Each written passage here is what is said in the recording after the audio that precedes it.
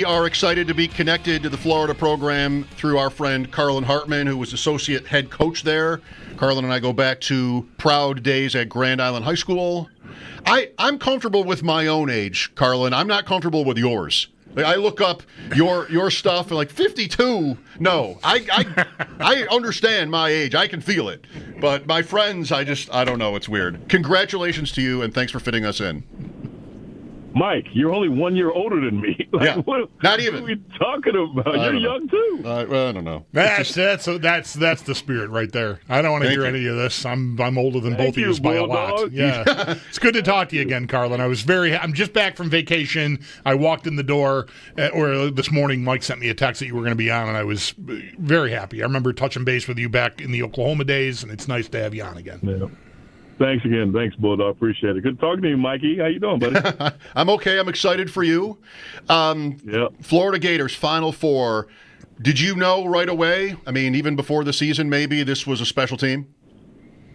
You know, I thought it was going to be a really special team just because of the pieces that we added, and we were able to, in this day of college basketball, retain the guys that we wanted to have back.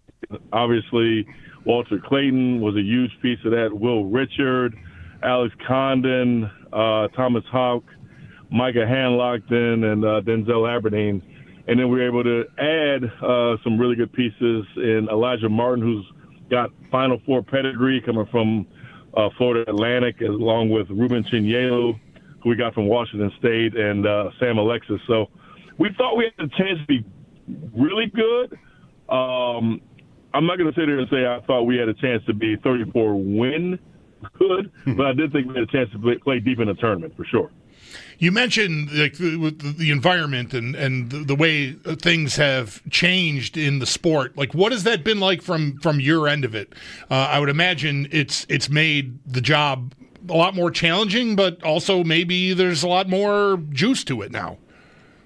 Yeah, that's a good point, Bulldog. It is. The challenge has just become, gone are the days of, having relationships where you're recruiting a kid for 2 or 3 years, and then you get them to, go to a University of Oklahoma or go to the University of Florida, where, they're just dying to go to those places, especially for in-state kids. Or for me, Syracuse back, in the late 80s. Now, those things don't happen as much. I think relationships still matter, but I think it's more of a fraction than it is, the whole overall scheme of how you recruit guys. Now it's, again, what you can offer them, through playing time, of course, but also what you can offer them through NIL. And, it is a huge part of what we're dealing with. And fortunately, in my opinion, we have the best head coach in terms of being able to construct a roster, manage a roster, and get that roster to get the most out of the talent in Todd Golden. And he's the best in the country at it, in my opinion. He's a new age type of guy, when it comes to the analytics part of it, how we go about recruiting guys. And I think he's a huge reason. I know he's a huge reason why we're in this position, as well as the players that we brought in. I know that you and he were together on the bench at Columbia a little bit more than a decade ago. How does it work out that he hires you? I mean, he went at the same time you did, right? I mean, have you guys been tight and just like sort of looked forward to maybe that opportunity together someday, or is it a different story? No, it's I think you can't get a college basketball job just by throwing out your resume on Indeed. It's a relationship based deal that we have here. And so, the coaching fraternity is, albeit a pretty big one, it's still kind of relatively small in the overall scheme of things. And so we were together for 2 years at Columbia. We just maintained a great relationship over the course of the time in which we were not just together, but the time in which we were apart. I ended up going to Oklahoma, Rice in Oklahoma. He ends up going to Auburn, and then the University of San Francisco. And so we just stayed in contact. We worked on some things together, some projects together. And, when he got this job, I was one of his first calls to come back with him. And he named me his second in charge, and it's been great ever since. With Carlin Hartman, associate head coach at the University of Florida, Mike Schopp and the Bulldog here. The game in this tournament of yours I spent the most time with, and basically that was the whole thing, was UConn in the second round. And what a basketball game that was. You know, not knowing your team that well, I was worried for Florida in that game. Of course, two-time national champs, and it just kind of smelled like one of those games where one team just knew how to rise to the right level in the tournament. But you guys had to be tough. I mean, it was not given to you. Yeah, no, 100%. You know, when the brackets come out, you know, we see that we're a number one seed in the West. And the first thing you look at is, and I'm just going to be quite frank, and no disrespect to Norfolk State, but you look at what's after that first round matchup. And we saw the 8-9 was UConn, Oklahoma, and you're like, okay, well, now we got a battle. We got a real, you know, it's going to be tough because, like you said, they had won 13 straight NCAA tournament games.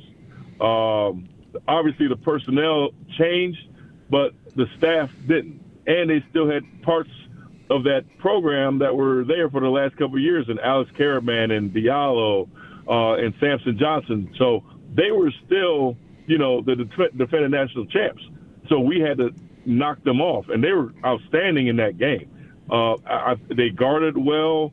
Obviously, their offense on a one-day prep is tough to deal with because they're using all this motion away from the ball, on the ball, you know, manipulating, you know, coverages and switches.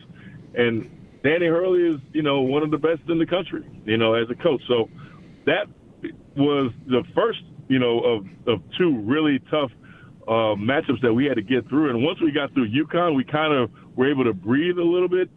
Not easy, but we were able to breathe.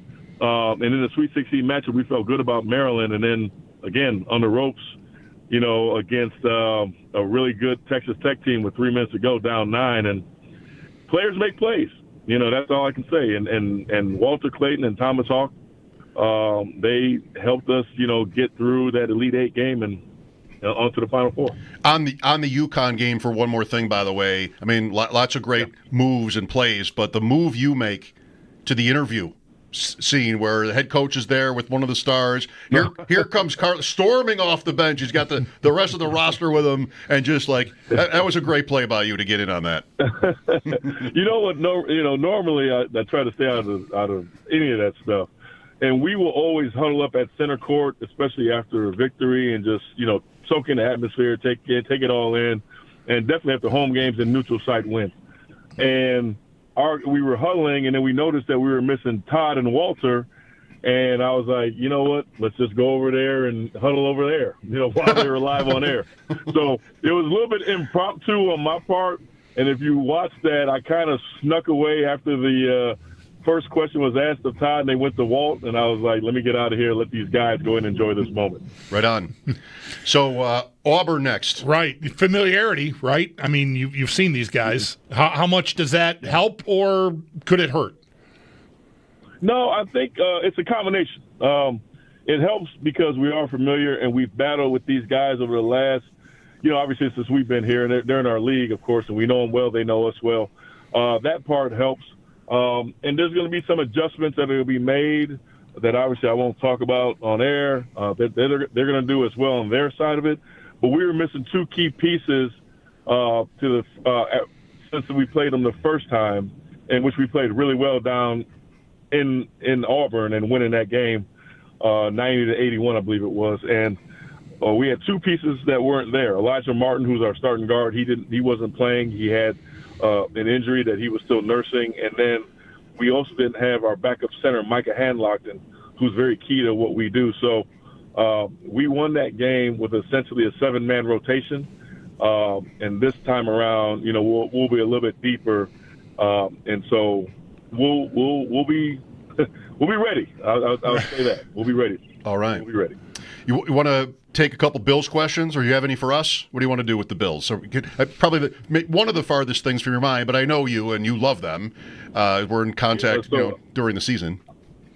I'll take one, and then I'll ask you guys one. All right. How about that? Does it bother you that they don't have better wide receivers? No, because we have Josh Allen. Okay. What actually bothers me is that we can't figure out defensively how to get this thing done in the postseason. Now, I understand that we've had injuries, and sometimes matchups, are going to take over and so forth. Especially we lost Benford to an injury, and then you had to throw out our backup cornerback this year, and the year before we didn't have linebackers. So I understand that, especially as a coach. But what I would really love is if we would just get ourselves, like a disruptor next to Ed Oliver that can like push the middle of the line, so that we can see what we got on the edge, because it all works together, right? Like, just like in basketball, you got to have a point guard to initiate the offense so that the centers can score, because the centers can't really dribble. So everybody's got to work together. So I think you call it a one technique defensive tackle, disruptor. That's what I would like. The draft could be your moment right there. All right, one more. What have you got on your mind here, or was that it? No, I guess what I have on my mind is, what do you guys think just in the next 5 years, Bulldog first and then Mike second, will the Bills get this thing done and finally win us a Super Bowl? The idea of sitting in this chair 5 years from now with them not having won a Super Bowl seems impossible for me to comprehend. And I know how that sounds, because we opened this whole conversation up talking about how we're all in our 50s. I'll go with that here in finger quotes. Generous. So I have to believe that within the next couple of years they will win one. So I would say yes, within 5 for sure. You certainly can't say no, but you made the point about defense and the Chiefs. And the Chiefs, these last 2 years, what they have done to get by is just incredible. I mean, how could the Bills have had a better season than they did? They beat Kansas City, 13 wins, and the last game didn't even matter. And it still wasn't enough to even get them into a chance at a tie against Kansas City, which was beating Carolina by a field goal every week. So I don't know. Right. It does test your faith in it, right? I mean, what the Chiefs have done, but they're not going to make it every year, I think. Correct. Yeah, it's kind of like at some point parity's got to like come on the Bills' side. Like, at some point, somebody has to tip a pass or something in one of these games. Right. Yeah, Carlin, how would you answer that question? Like, do you think they'll get one within that time frame that you mentioned here? So Mike knows this. I don't know if you know this, Bulldog. So every year I was at Tulane, literally as a player, 1991 lost to the Giants. 1992, lost to the Redskins. 93, 94, lost to the Cowboys. So I'm at school every single year. I'm ever the optimist. Like, this is the year. Right. But it got worse. It got progressively worse every year. I'm going to say yes to that question. We have one of the best quarterbacks in NFL history in our franchise, and he's still in his prime.